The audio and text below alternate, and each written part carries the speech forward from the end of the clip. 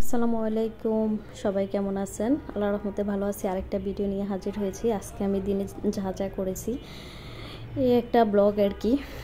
তো এখানে রান্না বান্নার প্রস্তুতি চলছে। এখানে আমি ডাল আর মাছ ভাজা বসিয়ে দিয়েছি। তো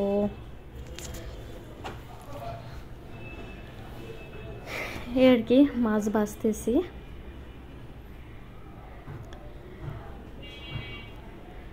আসলে আমরা মানুষ কম, সেই জন্য দেখা যায় যে একদিন রান্না করলে 3 দিন চলে যায়, আর এত বেশি একটা রান্না করতে হয় না। আগে দেখা যাইতো যে মানুষ বেশি ছিল, কাজের 2টা মহিলা ছিল, গাড়ির ড্রাইভার, এরপর শ্বশুর শাশুড়ি, বা সেই জন্য একটু বেশি লোক ছিল। এখন দেখা যায় যে আম্মা আব্বু না থাকাতে আর কাজের লোকদেরকে খাওয়ানো হয় না, ওদেরকে মানে মাসে টাকা দিয়ে দেওয়া হয়। এখন দেখা যায় যে আমরা মানুষ 3 জন, আর এত বেশি একটা হয় না।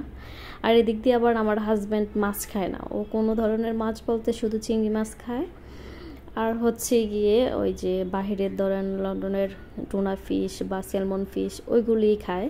এছাড়া এই যে আমাদের বাংলাদেশি মাছ কোনো মাছই খায় না। সেই জন্য বাবুর জন্য একটু মাছ রান্না করে আর কি। এদিক দিয়ে মাছটা ভেজে নিলাম, আর এদিকে আবার আলু ভর্তা করব, সেই জন্য আলু সিদ্ধ করে আগে দিয়ে ওই যে কাঁচামরিচ পেঁয়াজটা ভেজে নিতেছি। এভাবে আসলে রান্না করলে, আলু ভর্তা করলে দেখা যায় যে পরের দিন পরোটা খাওয়ার সময় ওই যে এদিক দিয়ে আবার মাছ ভুনার জন্য পেঁয়াজ কষানো হচ্ছে, আর ওই যে আলু ভর্তা করলে দেখা যায় যে আলু পরোটা বানানো হয়, কিন্তু আলু ভর্তা পেঁয়াজটা একটু কষে নিলে তাইলে ভালো হয়। আমার কাছে আবার ওই যে আলু পরোটার সাথে, আলু পরোটা না মানে আলু ভর্তার সাথে কাঁচা পেঁয়াজ, কাঁচামরিচ আর হচ্ছে যে দিলে সরিষা তেল দিলে ভালো লাগে এই আর কি। তো এক একজনের কাছে এক এক রকম ভালো লাগে, কার কাছে কীরকম আলু ভর্তা ভালো লাগে জানাবেন। আমার হাজব্যান্ড আবার ডিম দিয়ে আলু ভর্তাটা পছন্দ করে। এখানে হচ্ছে আবার আমি সব মশলা কষিয়ে নিয়ে এদিকে আবার গরম পানি করে নিচ্ছি কেটেলে। তো গরম পানি দিয়ে দিলাম। এখানে হচ্ছে এক এক করে আবার গুঁড়া মশলা দিয়ে দিলাম। এখানে লাল মরিচ, এরপর হচ্ছে গিয়ে ধনিয়া গুঁড়ো, জিরা গুঁড়ো, এগুলো দিয়ে আবার কষিয়ে নিলাম।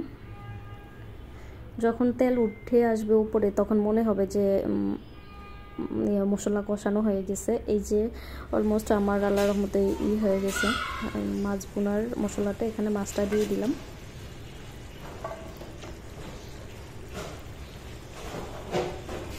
মাছটা একটু নাড়াচাড়া করে আমি দেন পানি দিয়ে দিব। এখানে আমি আবার কেটেলে গরম পানি করে নিয়েছি আগের থেকে। রান্না বসানোর আগে আমি কী করি, দেখা যায় যে কেটেলে গরম পানি করে রাখি। গরম পানি করলে সুবিধা হয় কি, রান্নার সাথে সাথে দেওয়া যায়। মাঝে মাঝে যদি মনে না থাকে তখন দেখা যায় যে আবার একটা সমস্যা। এই তো আমার এখানে আলু ভর্তা ডান। এখানে হচ্ছে আমার আবার জন্য পেঁয়াজ কাঁচামরিচ দিয়ে সরিষার তেল দিয়ে যেটা বানাইছি ওইটা আমার জন্য বানানো। এদিক দিয়ে আবার টমেটো চাটনি করতেছি।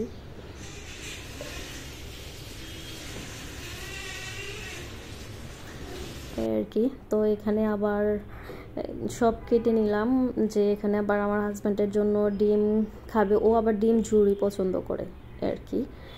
এই তো এখানে আবার 4টা ডিম ভেঙে নিয়ে রাখলাম। পেঁয়াজ, কাঁচামরিচ, ধনিয়া পাতা, এরপর হচ্ছে টমেটো দিয়ে দিব ডিম ঝুড়িতে। আমার আবার ডিম ঝুড়ি পছন্দ না, আমার কাছে আবার ডিম ভাজিটা ভালো লাগে। আমি কি করি যে ডিম ভেজে খেয়ে নিই, ওদের জন্য কি করি ডিম ঝুড়ি করে নিই এই আর কি। তো এই তো আমার টমেটো চাটনি হয়ে গেছে। এখানে হচ্ছে যে ধনিয়া পাতা, কাঁচামরিচ যা যা দেওয়ার দরকার ওইটা দিয়ে দিই। অনেক সময় দেখা যায় যে শুকনো মরিচটা দেয়, কিন্তু আজকে শুকনো মরিচটা ভাজার একটু টাইম পাই নেই, সেই জন্য দিয়ে দিলাম কাঁচামরিচে। আসলে একটা দিলেই চলে, সবসময় যে একরকম দিয়ে খেতে হবে এরকম না, যার যেটা ভালো লাগে এটাই আর কি। তো এখানে আবার খাবারের সময় হয়ে গেছে, এখানে আবার ডিমটা ভেজে নিলাম এই আর কি। তো সবাই কে কী রান্না করেন, কার কী পছন্দ জানাবেন, আলু ভর্তা নাকি টমেটো চাটনি অবশ্যই জানাবেন। তো ভালো থাকবেন সবাই, সবার পাশে থাকবেন এই আর কি।